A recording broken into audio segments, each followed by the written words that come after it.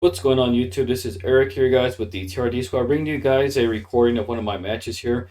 It was True Draco Control, versus tri-brigade Lyrilisk. I'm not a huge fan of tri-brigade Lyrilisk. I do prefer tri-brigade Zodiac. I've been playing that way before. It's gaining popularity right now. It's gaining popularity. I've been playing that deck like way before people started playing it right now. It's always been a good deck in my opinion. And also tri-brigade Ancient Warrior. I like that deck a lot. That deck's really good. It's good at going first or going second. But anyways, guys, so I'm going to showcase you guys my True Draco, profile, what it can do in action. If you haven't seen my profile yet, I'm going to go ahead and leave it down below in the link description, so make sure you guys check that out. I do the profile video with one test hand. It's not too long of a video, guys, if you guys can, just check that out if you want to, if you want to know how I play True Draco. But anyways, guys, without further ado, let's get into this matchup here, right? So I do win the die roll, so I choose to go first, right? And with the way I play my deck, I like to go first because I do have a couple of floodgates that I do have. So yeah, we're gonna go and normal summon our blue boy there. It's not the best hand, but we did get one of our draw cards here. So normal summon blue boy. Activates effect to get secrets from our deck. Activate secrets to get knowledge, and then use knowledge to get that +2. So at this point, I see my opponent doesn't have Ash, so I'm really good right here because if my opponent had Ash, I kind of would have been like out of any place. So activate knowledge. We're gonna go ahead and use it to tribute off blue boy. Now my opponent does have some sort of hand trap, but it's not Ash because otherwise he would have been able to activate it doing Book of Secrets. Yeah, anyway, so I draw into the True Draco, the Draco Phoenix card and Pantheism of the Monarchs as well. Activate Pantheism, we're going to pitch, I believe it's called Multitude of the Monarchs or something like that, right? We draw into another Pantheism into Majesty as well.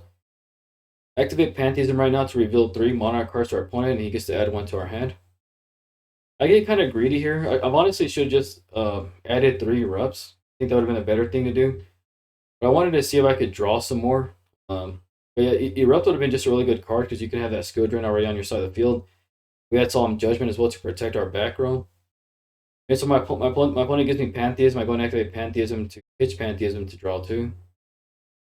Then we draw into Apocalypse and Ignis. And not a bad draw either because now we have all 3 of our 2 Draco monsters and now so we can get our plays going from here. We can activate Draco Phoenix. We've already used our normal summon, so we can't tribute summon this turn again. So we're going to activate the Draco Phoenix effect to tribute summon here. And I believe I bring out Ignis. I bring out Ignis first because if my opponent activates a card effect, I want to go and be able to activate a spell card to my side of the field. That way I can just have some cards on my side of the field just to go ahead and pop and bring out my other cards because I don't want to leave my field empty. I like to keep the True Draco cards, like in my back row.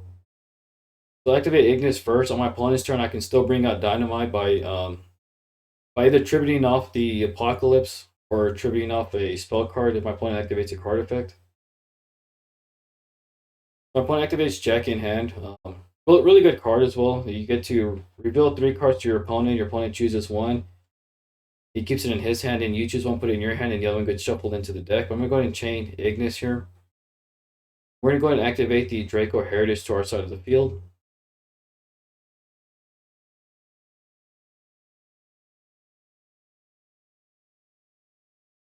Now, I've played the tri-brigade Lyrilisk deck quite a bit, but honestly don't know all the card effects, right? So he reveals 3 to my hand.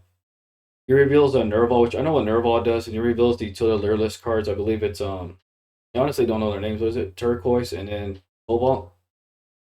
I add Cobalt to my hand, and that was actually the bad choice. I should have actually just went and added Turquoise because that's their normal summon of the deck. So there you go. So he has Turquoise.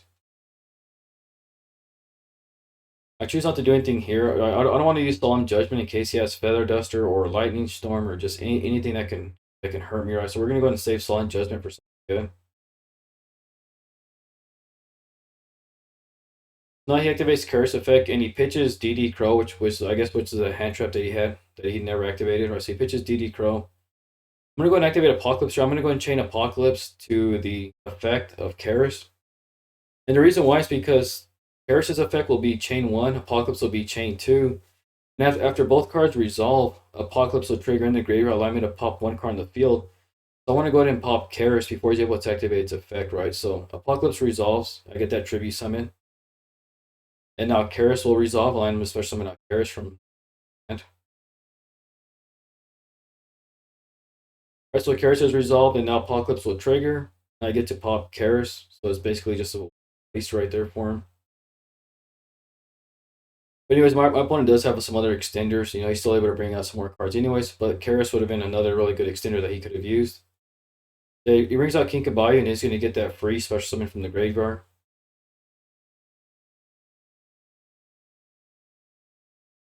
Then you're going to special summon out DD Crow.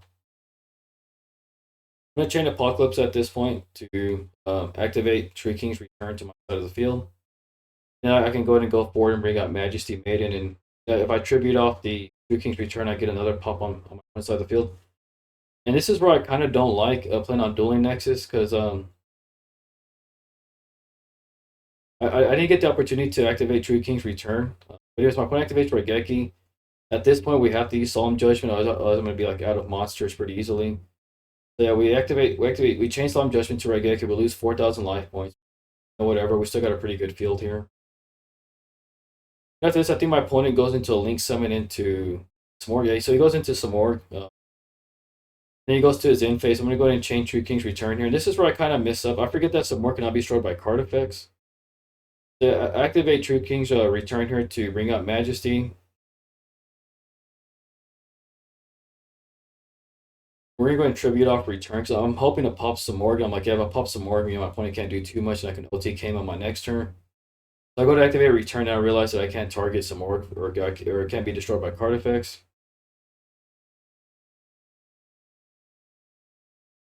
And I end up popping Majesty. Another mistake that I made, or I should have popped Ignis because I already had an Ignis in hand. I don't know why I got rid of. I think I got rid of Majesty because I was like, he's gonna go into his battle phase, but I forgot that he was in his end phase. Yeah, I got rid of Majesty there. I draw into Blue Boy, which is kind of dead in my hand right now because I only play one Spellbook of Knowledge. So I really can't do too much. So you know, because I'm in debating us to playing two Spellbooks of Knowledge because we played two Blue Boys and two Secrets. Yeah, so Blue Boy is kind of dead in my hand. I'm going to activate Pantheism in the graveyard. At this point, I'm going to go and reveal to my opponent 2 Monarch Erupts and 1 Domain of the Monarchs.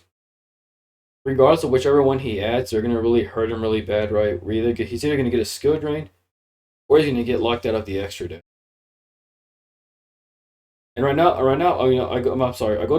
reveal 2 Domain of the Monarchs from. So I really want to lock him out of the extra deck. Because tri-brigade revolves heavily, around the extra deck, so does Lyrilisk as well. Trying to avoid, like being able to summon Zeus if he has the ability to do that. So he has Domain of the Monarchs. I go to activate it first. Now, I should have actually activated Blue Boy to bait out that negate. But regardless, I activate Domain first. He has the ability to negate it just by bouncing Avian back to hand. But he actually chooses not to, which was kind of like honestly don't see why he didn't do that because he's sort of locked out from being able to play the way his deck plays. And so I'm still trying to bait out Avian. I do want to bring out another Majesty to my side of the field. The normal summon Blue Boy. Its effect will trigger to allow me to add secrets. And so I'm trying to bait out that Avian negate as well, but my opponent chooses not to do it. So yeah, I go and activate secrets. Basically dead in my hand because I don't play 2 knowledge. I'm just gonna set to my side of the field. Now yeah, I'm gonna go and activate Heritage here just to get another to get that tribute summon to bring out Ignis.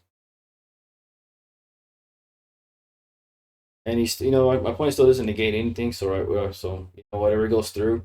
We're gonna go ahead and tribute off Blue Boy because I don't want to leave Blue Boy out there with just 500 attack. He's just gonna deal me more damage if I want to go to the battle phase with him. So we're gonna go into the battle phase. I'm gonna use Ignis to battle into some orcs since I do get that, into Apex Avian, and I get that 800 attack boost from the Domain of the Monarchs. At this point, I'm just able to clear out my opponent's field very, very easily. Yeah, so my opponent's he's locked out of the extra deck, can't do too much.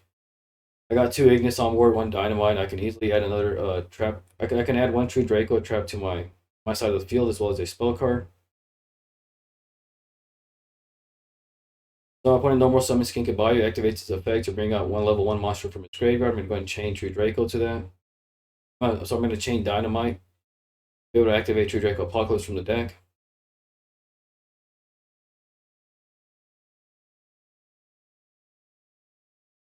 And then I guess at this point, my opponent realizes that he can't switch him from the extra deck, so he's going to go into Scoop. And we're going to go into game 2 here. I decided to side in evenly match and Dark Below no more just so I can be able to break some boards. Or Dark Below no more to break the boards. I'm sorry, I don't side in evenly match. I side in there could be only one. Just in case like we have to play the grind game. I don't want my opponent to have too much advantage on me. So yeah, we're gonna go ahead and side in the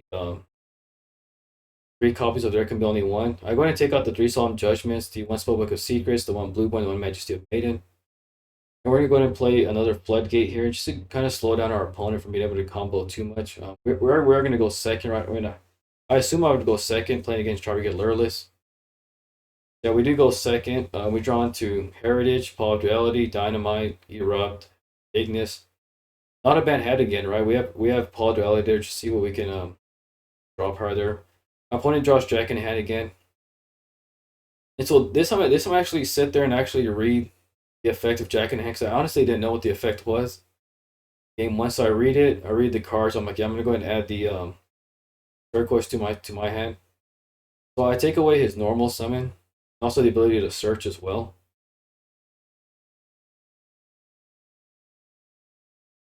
I do believe my opponent does have Karis in hand, so I think that's the first thing he goes. No, I'm sorry. He normal summons Kite, which he tributes it off for Almirage to get Kite's effect in the graveyard.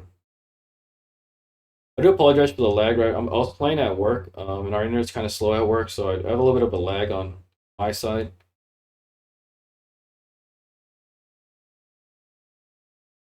Yeah, there we go. So we see the normal summon of Kite. Then it links it off for Almirage and gets the effect to go off. He sends Nerval to the graveyard. Nerval to add Karis, no doubt.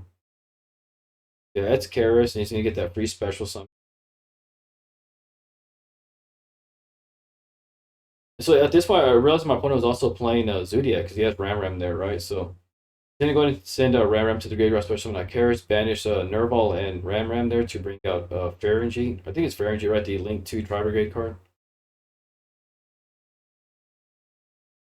And then Pharyngeat's effect will be to special summon at 1 level 4 monster from hand. He brings out another Nerval.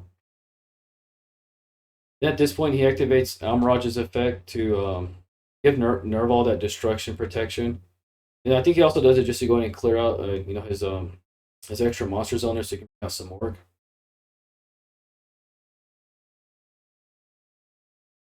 Yeah, it brings out some more, and then during the end phase, he's going to go and bring out Apex Avian.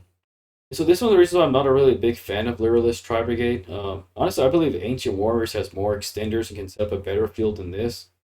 And if you're playing Ancient Warriors Tri-Brigade, you can set up the Double Dragon to get that bounce, as well as the Samorg plus the locker. You can bring out Apex Avian. But whatever, right? We draw to Dark Glow No More, really good card here. One of our side cards, we actually get to see it. Activate Dark Glow No More, and they get all the monster effects on my opponent's side of the field. And now we can actually just do whatever we want without having to worry about that one negate that he has.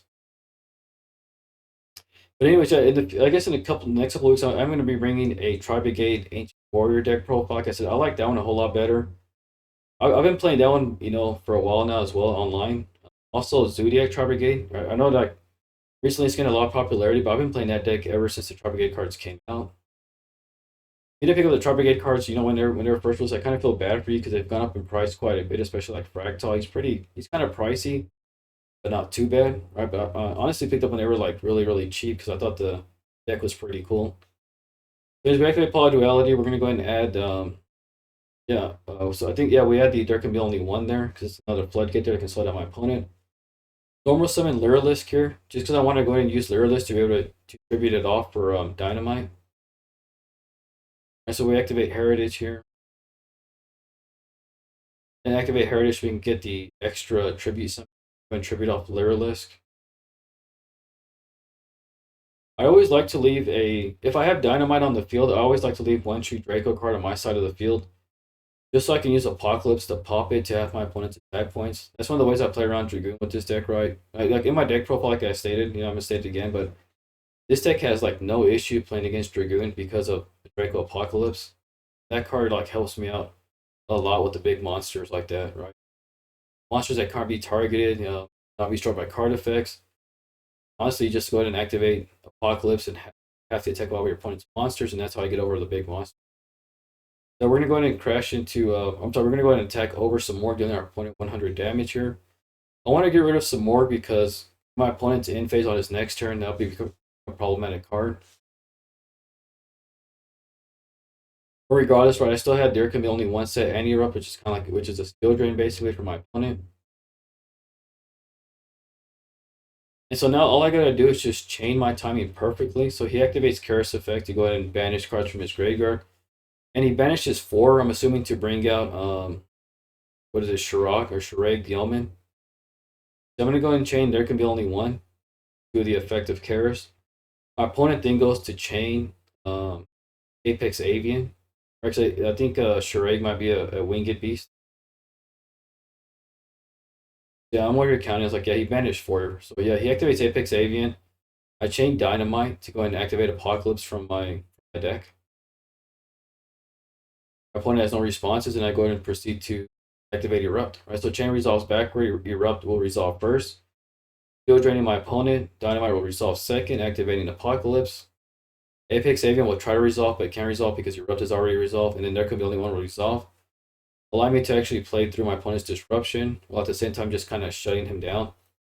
This is basically where I start to like win game two, right? My opponent's completely shut down now here. I have Apocalypse in hand. I'm sorry, I have Apocalypse on the field, which is why the reason why I wanted to keep Heritage on the field, because now I can pop it with I can pop Heritage with Apocalypse, have the attack my opponent's monsters, and kind of just protect Dynamite that way. He goes into the battle phase. I'm not sure if this guy was really familiar with the two Draco cards. He goes into the battle phase to attack Dynamite. I'm gonna go and activate Draco Apocalypse here, pop Heritage. Have the attack of Apex Avian, right? He loses that. So that's the one cool thing about Apocalypse, right? When I played a lot of times, I'm playing on Dueling Book, or I recently started playing on Dueling Book now, right? But I've activated Apocalypse in the battle phase as well, like this too. People tell me like, okay, like I don't want to attack anymore. I'm like, no, but like, you have to go through with the attack. Once you declare the attack, you have to go through with it. That's the only cool thing about Apocalypse is that they can't go around it. Right? You activate it on their declaration of attack. Right, so it has its attack at 1350. It loses to Dynamite very easily. It loses 1,150 life points. And so from right here, it's just gonna be sort of a slow game of me just controlling the field now. He can't do too much. I got two floodgates on the field. And honestly, his deck at this point is dead unless he draws into like Feather Duster or well, my opponent for sure is playing Raigeki unless he didn't side it outright. But we saw it in game one. That's one of his main deck cards. For normal summons DD Crow, realizes he can't do anything with it. I draw into Paw Duality here, a really good card because I'm seeing what I can if I can add just anything else. Like normally, this is where you would try to like get Solemn Judgment, but I did side that card out. But Solemn Judgment would have helped me out quite a bit, especially against like my opponent had played like Twin Towers or Feather Duster. But yeah, I accidentally sided that card out. We draw into Draco Phoenix. We go ahead and activate it there. It just gives me another card that I could pop with Apocalypse in case my opponent brings out like a bigger. And at this point, I was gonna bring out Ignis, and then I kind of realized that I was under there can be only one as well. So I'm like, okay, I could just have one monster on my field. But regardless, I'm just going to just attack my opponent, attack his DD Crow, which he brought out in attack position, which I thought was good. Honestly, believe my opponent did not know how there can be only one perk. So I thought maybe he's trying to go for like a Link Summoner, but realized he couldn't go because he already had a Winged Builder Warrior. So attack into DD Crow, Amarach's effect will activate in the graveyard. And now yeah, just just past turn. I can't do too much now, but my opponent once again is just still logged down.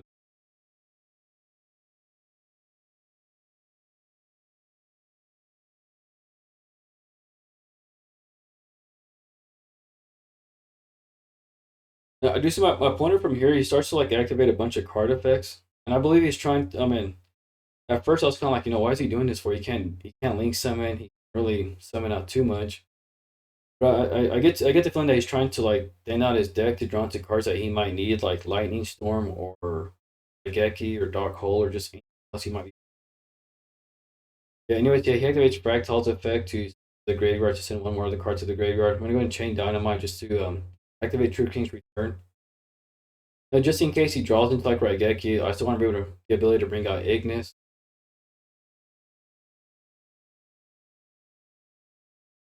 Now he sends Nerval to the graveyard. Nerval effect will be add maybe Karish to the hand if he has one more copy left. I believe he's already gone through copies maybe of Karis, or the second copy would be on the field.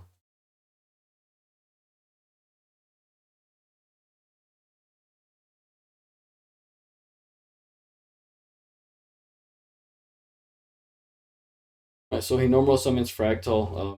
Again, he can't do too much because he's under that can be only one. He also can't use Fractal's effect to link summon because Erupt is on the field. Yeah, my opponent's gonna go ahead and pass turn, draw phase. I get Pantheism. I can't do anything with Pantheism, especially my spell and trapdoors are kind of clogged up right now, but that's okay. I'm not worried about it. I go to attack Almirage. He's gonna activate Almirage's effect to protect Fractal. He destroyed that turn. I'm just gonna chain Dynamite here just to go ahead and add another Apocalypse to my. So I'm gonna add Apocalypse to my hand. And so at this point, I think I decide to activate Apocalypse to pop turn just so I can half the attack of monsters because I want to deal as much damage as possible to try to finish up the game a lot quicker. Probably not the best thing to do because you can always hold on to two. But I mean, I had another Apocalypse in hand anyway, so I go and pop Return. Half the attack of monsters. Use Return to pop the Paris. So now my opponent just has like a blank field, but it's Almirage's effect will trigger in the graveyard anyways. So we're gonna go and set Apocalypse here. Yeah, my opponent's just like slowly losing life points. I'm still, in the lead here, still winning. So far he has no responses from my floodgates for my board at all. I believe at this point, yeah. So yeah, he draws into Regeki now. So yeah, he was trying to deck then to get Regeki, and he draws it. Luckily, I think he probably top decked it here. I can't do anything, so I lose. I lose Dynamite here. However, though, Erupt is actually still active at this point. Erupt's restriction happens in the end phase, right? If you don't control it, tribute summon monster, it goes to the graveyard. Then it also has the activation restriction where you have to control it, tribute summon monster just to activate it. But as for right now, the card is still active, so he can't do anything with there or kite. I don't know. Yeah. I have the card, but I honestly don't know if it's Kid or Kite. Whatever. Right, so he still can't link summon with it. He's just forced to pass turn. And before he does, right, I go and bring out Ignis at this point, just so I can still have Erupt on my side of the field.